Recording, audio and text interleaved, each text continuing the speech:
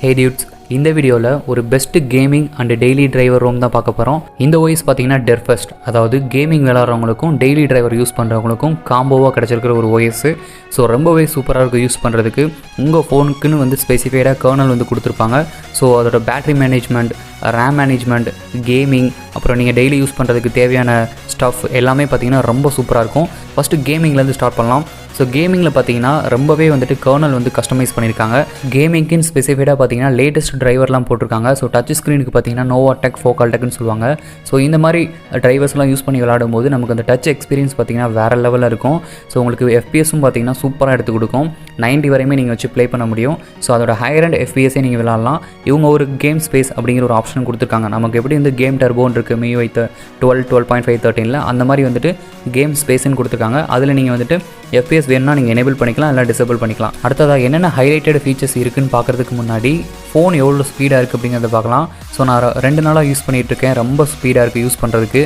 So ultimate smooth கிடைக்கிது. நீங்கள் ஒவ்வொரு ஆப் ஓப்பன் பண்ணி க்ளோஸ் பண்ணும்போதும், ஸோ நீங்கள் ரீசன்ட் ஸ்க்ரீனில் யூஸ் பண்ணும்போது ரொம்பவே அட்டகாசமாக இருக்குது. அது மட்டும் இல்லை, ஏகப்பட்ட ஃபீச்சர்ஸ் கொடுத்துருக்காங்க. நம்ம சில ஹைலைட்டட் ஃபீச்சர்ஸ் தான் பார்க்க போகிறோம். ஸோ ஃபீச்சர்ஸ் என்னென்ன இருக்குது அப்படிங்கிறது பார்த்துடலாம். ஃபஸ்ட்டு பார்த்தீங்கன்னா ஒன் ஹேண்ட் மோட், இந்த ஃபீச்சர் பற்றி தான் பார்க்க போகிறோம். ஸோ இந்த ஃபீச்சர் எப்படி இருக்கும் என்னென்னு சொல்லலாம். ஸோ கீழே பார்த்தீங்கன்னா நேவிகேஷன் பார்லேருந்து கீழே ஸ்வைப் பண்ணிங்கன்னா உங்களுக்கு இந்த ஒன் ஹேண்ட் மோட் வந்து எனேபிள் ஆகும். MIUI 13 பார்த்தீங்கன்னா இது கொண்டு வந்துருந்தாங்க. அதாவது ஒரு பட்டன் கொடுத்துருப்பாங்க, அதை வச்சு பண்ணுற மாதிரி இருக்கும். இல்லைனா சென்டர்லேருந்து இழுக்கிற மாதிரி இருக்கும் 12.5. ஸோ இது பார்த்தீங்கன்னா MIUI 13 நமக்கு எப்படி இருக்குமோ அந்த மாதிரி ஒன் ஹேண்டாக யூஸ் பண்ணும்போது யூசர் எக்ஸ்பீரியன்ஸ் நல்லாயிருக்கு. நீங்கள் ட்ரை பண்ணி பாருங்கள். ரெண்டாவது பார்த்தீங்கன்னா பேட்டரி பர்ஃபார்மன்ஸ். இதில் பார்த்தீங்கன்னா பேட்டரி யூசேஜ்னு ஒரு ஆப்ஷன் கொடுத்துருப்பாங்க. அதில் போயிட்டு எந்தெந்த ஆப்பில் எவ்வளோ பேட்டரி வந்து நம்ம கன்சம்ஷன் பண்ணியிருக்கோம் அப்படிங்கிறத டீட்டெயிலாக பார்த்துக்க முடியும். அது இல்லாமல் தெர்மல் ப்ரொஃபைல் கொடுத்துருப்பாங்க. அதை செலக்ட் பண்ணிங்கன்னா எந்தெந்த ஆப்புக்கு என்னென்ன ப்ரொஃபைல் செட் பண்ணணும். ஃபார் எக்ஸாம்பிள் பார்த்தீங்கன்னா கேமிங் வந்து செட் பண்ணோம். ஃபார் எக்ஸாம்பிள் கேமிங்கில் PUBG இருக்கா, PUBGயில் வந்துட்டு கேமிங் நான் செட் பண்ணிட்டேன்னா PUBG விளையாடும் போது எனக்கு கேமிங் எக்ஸ்பீரியன்ஸ் நல்லாவே எடுத்து கொடுக்கும். ஸோ இந்த ஒரு ஆப்ஷன் வந்து இதில் வந்து அட்வான்டேஜாக இருக்கும். அடுத்ததாக பார்த்தீங்கன்னா ஐடில் மேனேஜர். ஸோ இந்த ஆப்ஷனை நீங்கள் எனேபிள் பண்ணி விட்டால் பேக்ரவுண்டில் ப்ராசஸ் ஆகிட்டு இருக்கிற அன்வான்ட் தேவையில்லாத இதெல்லாம் வந்துட்டு கில் பண்ணிடும். ஸோ அது மூலமாக வந்துட்டு பேட்டரி பேக்கப் ஓரளவுக்கு கிடைக்கும். இந்த 2 நாளாக பார்த்தீங்கன்னா நான் யூஸ் பண்ணிகிட்டு இருக்கேன். இது வரைக்கும் எந்த ரோமும் இந்தளவுக்கு பேட்டரி பேக்கப் கொடுத்ததில் ட்ரை பண்ணி பாருங்கள், கண்டிப்பாக நல்லாயிருக்கும். மூணாவது பார்த்தீங்கன்னா ரெஃப்ரெஷ் ரேட். அதாவது நம்ம ஃபோனோட ரெஃப்ரெஷ் ரேட் வந்துட்டு மினிமம் எவ்வளோ மேக்ஸிமம் எவ்வளோ அப்படின்னு செட் பண்ணிக்கலாம். ஸோ இது வந்து டைனமிக் மாதிரி தான். ஸோ இங்கே பார்த்தீங்கன்னா தெரியும், மினிமம் வந்து எனக்கு 60 வேணும், 50 வேணும், 40 வேணும்னா செட் பண்ணிக்கலாம். மேக்ஸிமம் 120 வேணும், 90 வேணும்னாலும் செட் பண்ணிக்கலாம். இல்லை நான் குயிக் மெனுவில் வந்து பண்ணுறேன்னா அங்கே 3 ஆப்ஷன் இருக்கும். 60, 90, 120 இருக்கும். உங்களுக்கு 90யோட இருந்துச்சுன்னா 60, 30, 60, 90 இருக்கும். ஸோ அது மூலமாக நீங்கள் செட் பண்ணி எனேபிள் பண்ணிக்கலாம். உங்கள் ஃபோனோட ரெஃப்ரெஷ் ரேட்டை நீங்கள் குறைக்கும் போது ஸ்லைட்லி ஒரு பேட்டரி பேக்கப் கிடைக்கும். அடுத்தது பார்த்தீங்கன்னா கேம் ஸ்பேஸ். அதாவது MIUIயில் எப்படி வந்து கேம் டர்போன் இருக்கோ அதே மாதிரி இங்கே கேம் ஸ்பேஸ். ஜஸ்ட்டு வந்துட்டு செட்டிங்ஸில் போய்ட்டு கேம் ஸ்பேஸ் ஓப்பன் பண்ணி உங்கள் ஆப், அதாவது என்ன கேம் விளாட்றீங்களோ அதை ஆட் பண்ணிடுங்க. ஆட் பண்ணதுக்கப்புறம் கீழே வரும், அதை செலக்ட் பண்ணி பெர்ஃபார்மன்ஸ் மோட் அப்படிங்கிறத நீங்கள் சேஞ்ச் பண்ணிட்டு கீழே ஒரு ஆப்ஷன் இருக்கும், அதையும் நீங்கள் எனேபிள் பண்ணி விட்டிங்கன்னா உங்களுக்கு வந்து ஹையர் அண்ட் கிராஃபிக்ஸ் வந்து எடுத்து கொடுக்கும். ஸோ ஃபுல் பெர்ஃபார்மன்ஸ் நீங்கள் எடுக்கலாம். கேமிங்கில் எந்த அளவுக்கு நீங்கள் விளாட்றீங்களோ அந்தளவுக்கு வந்து உங்களுக்கு சப்போர்ட் பண்ணி கொடுக்கும். எல்லா எக்ஸ்பீரியன்ஸையும் எடுத்து கொடுத்துரும். அடுத்தது பார்த்தீங்கன்னா டெர்ப் ஸ்பேஸ், அதாவது இவங்களோட ஓன் செட்டிங்ஸ் என்னெல்லாம் கொண்டு வந்திருக்காங்க பார்த்தீங்கன்னா இந்த ஹோல் டிவைஸே நீங்கள் வந்து கஸ்டமைஸ் பண்ணலாம். ஐகான் ஆகட்டும், ஃபாண்ட் ஆகட்டும், தீம் ஆகட்டும், எல்லாமே ஈச் அண்ட் எவ்ரிதிங் நீங்கள் பண்ணிக்க முடியும். ஃபார் எக்ஸாம்பிள் பார்த்தீங்கன்னா மானிட்டர் இன்ஜின் ஒரு ஆப்ஷன் இருக்கா, இதில் வந்துட்டு நான் வந்துட்டு இப்போ கலர் மாற்ற முடியும். என்ன கலர்னா டிவைஸோட ஹோல் கலர்.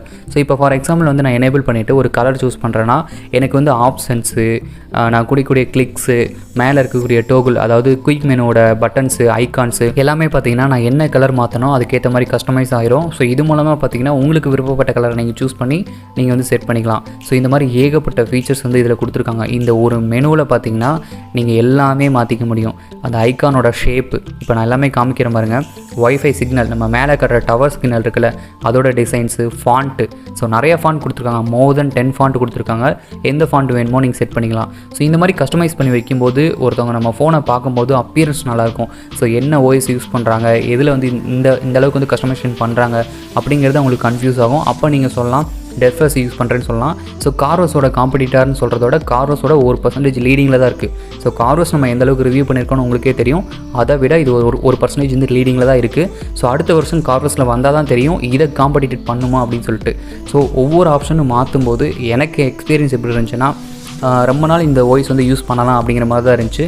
ஏன்னா டெய்லி டிரைவர் நமக்கு வந்து ரெகுலராக அப்டேட் வரும் ஃபோனுக்கேன்னு நம்ம மேனுவலாகவே அப்டேட் பண்ணிக்கலாம், ஃபைலை டவுன்லோட் பண்ணி கூட பண்ணிக்கலாம். என்னென்னா ஃபைலோட ஃபுல் சைஸ் தான் வரும், 1 GB 1.5 GBன்னு வரும், அதை அப்டேட் பண்ணிக்கலாம். இங்கே பார்த்தீங்கன்னா தெரியும், நான் சொன்ன மாதிரி தான் ஐகானோட ஷேப்ஸ் எல்லாமே இருக்கா.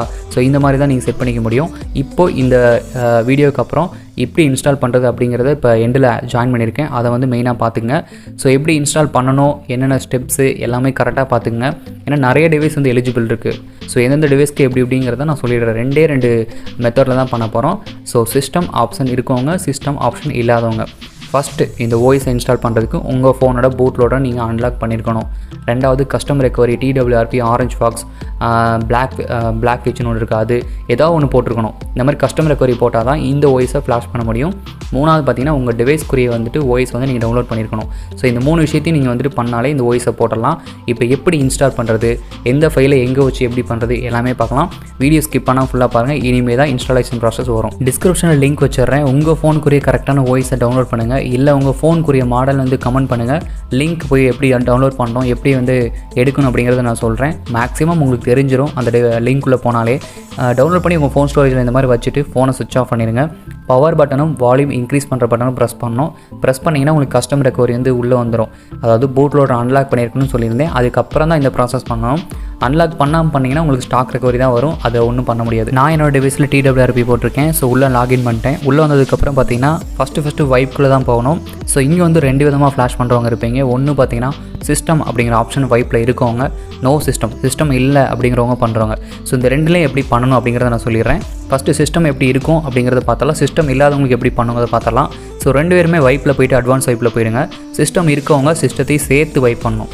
ஸோ நம்ம செலக்ட் பண்ணுறது போக பார்த்தீங்கன்னா டால்விக்கு டேட்டா சிஸ்டம் எல்லாத்தையும் வைப் பண்ணிவிட்டு டேரெக்டாக ஓஎஸ் ஃபைலை செலக்ட் பண்ணி ஃப்ளாஷ் பண்ணணும்.